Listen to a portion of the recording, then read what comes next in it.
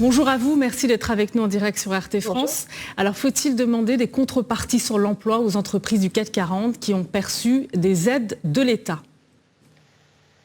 Les aides publiques, elles doivent être conditionnées. Vous, quand vous avez une aide, vous devez justifier. Par exemple, quand vous recherchez un emploi, il faut justifier de cette recherche d'emploi pour pouvoir bénéficier de l'aide. Ça semble logique pour des millions de Français. Il me semble que ça doit être la même logique qui doit s'appliquer aux entreprises du CAC 40. Or, qu'est-ce qu'on constate? C'est qu'il y a une avalanche d'aides de l'État à des entreprises qui servent des dividendes et qui demandent des efforts aux salariés et qui bénéficient du chômage partiel. Des exemples, il n'y en a pas un, il n'y en a pas deux, il y en a plusieurs. Il y a Danone, Orange, Capgemini, bref, on pourrait faire une liste. Et là, ce qu'on apprend, c'est que maintenant, on a carrément des entreprises qui vont faire, grâce à ces aides publiques, vont faire financer des plans de licenciement.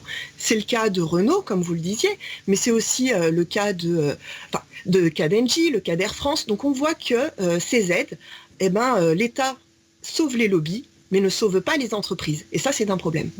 En parlant de suppression d'emplois, les syndicats de Renault, mais aussi d'Air France, de Engie sont inquiets d'éventuelles suppressions, justement, à l'issue de cette crise.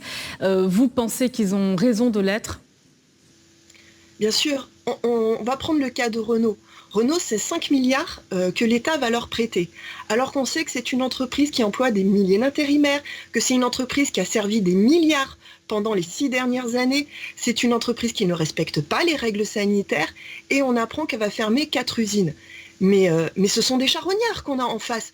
Pourquoi doit-on accepter cela ?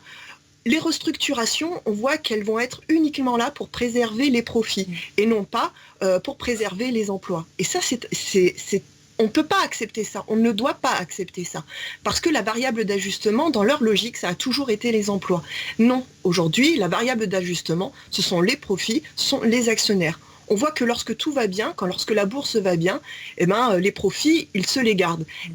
Aujourd'hui, si la bourse va mal, leur logique, c'est toujours de socialiser les pertes. Privatiser les profits, socialiser les pertes, on ne doit plus répondre à cette logique-là. Aujourd'hui, la logique, elle doit être différente. Parce qu'il faut faire différemment. Et il y a d'autres façons de faire aussi. Alors justement, la crise, elle a quand même durement touché l'économie mondiale. C'est un peu logique aussi que l'État français aide ses entreprises à surmonter cette crise. Qu'en pensez-vous ? Il y a d'autres façons de faire, je vous le disais. C'est bien sûr que oui, que l'État doit aider les entreprises, mais il doit apporter des conditions écologiques, parce que ces entreprises doivent être accompagnées vers la reconversion, des conditions sociales, aucun licenciement boursier, ça me semble logique, et également des conditions financières, c'est-à-dire que cet argent ne doit pas être là pour financer les actionnaires, ni verser des salaires mirobolants au PDG. Ça, ce sont des conditions. Mais maintenant, il faut aussi une planification. Et cette planification, l'État se refuse à la faire parce qu'on sait très bien que quand on fait une planification, la première chose que vous servez en premier, c'est l'intérêt commun. Quand on fait une planification, on est là pour organiser. Et la planification, vous savez, ça n'a rien de bolchevique. La France l'a déjà fait, y compris d'ailleurs pour l'automobile. En 1945, la France avait une planification, un plan uniquement dédié à l'automobile. Ça s'appelait même le plan Ponce. Ce plan, il organisait la production et il disait à chaque producteur ce qu'il devait produire et ce qu'il ne devait pas. Donc vous voyez bien qu'aujourd'hui, l'État se refuse de faire ça parce qu'on a toujours le même logiciel en face, à savoir le modèle libéral. La loi du marché doit primer sur tout. Cette loi du marché, aujourd'hui, n'a plus lieu d'être. Il faut une planification parce que devant nous, nous avons une urgence immédiate et une urgence écologique.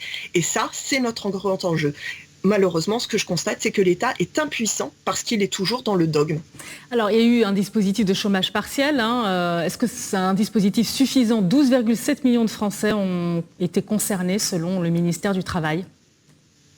Le problème de ces mesures, c'est que ce sont des mesurettes. C'est-à-dire qu'il n'y a pas derrière de volonté industrielle. Or, c'est de ça dont on a besoin aujourd'hui. Il faut une volonté pour relocaliser, faire une industrie locale, française, souveraine. Et aujourd'hui, dans la souveraineté, ce qui manque, c'est cette volonté de l'État.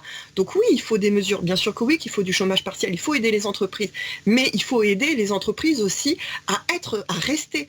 Or, aujourd'hui, ce qu'on voit, c'est que l'État ne sauve que les lobbies, mais ne sauve pas les entreprises. Il ne sauve pas les emplois. Il ne dit toujours rien sur le versement des dividendes aux actionnaires. Il ne dit toujours rien sur les salaires mirobolants.